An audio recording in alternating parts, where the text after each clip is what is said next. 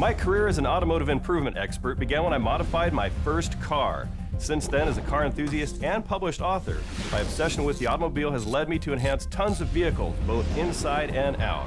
That's why I'm thrilled to be a part of a brand new series designed to help keep your car looking great and your engine running like new.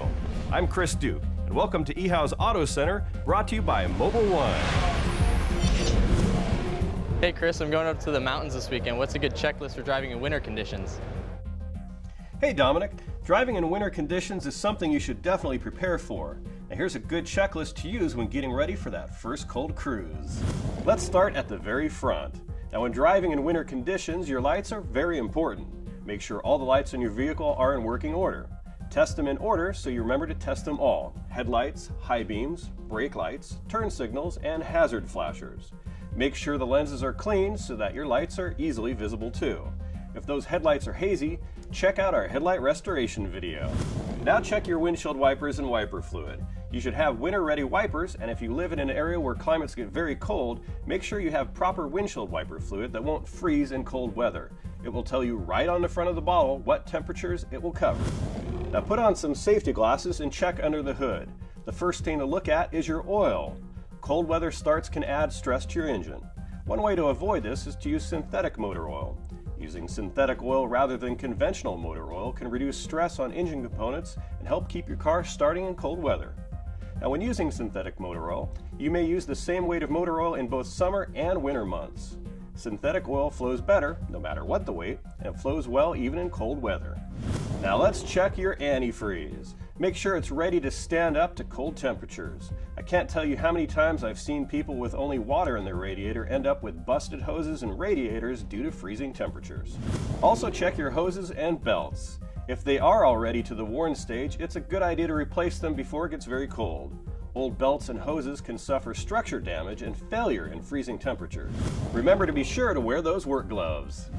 If you have a set of snow tires, remember to get them swapped out or grab your cables or chains in time for the first snowfall. It's no fun waking up to that first snowfall on the ground and not being ready to head out. Check your battery and terminals. Winter is the most common time for a car battery to fail. Have your battery tested to make sure it can handle a load properly and isn't creeping into old age territory. Make sure the terminals are clean and that your battery cables have an excellent connection. Check your brakes and brake fluid. Make sure everything is in excellent working condition. Stopping properly on snow and ice is very important. Make sure that your heater and defrost system work properly. It's also a good idea to keep an ice scraper in the car just in case the car has been sitting out in the elements for a while.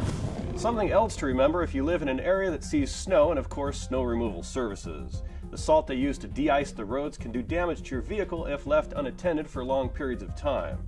So make sure you wash the salt and other chemicals they might use off regularly. Also, don't forget to check that emergency roadside kit in the trunk to make sure it's up to snuff.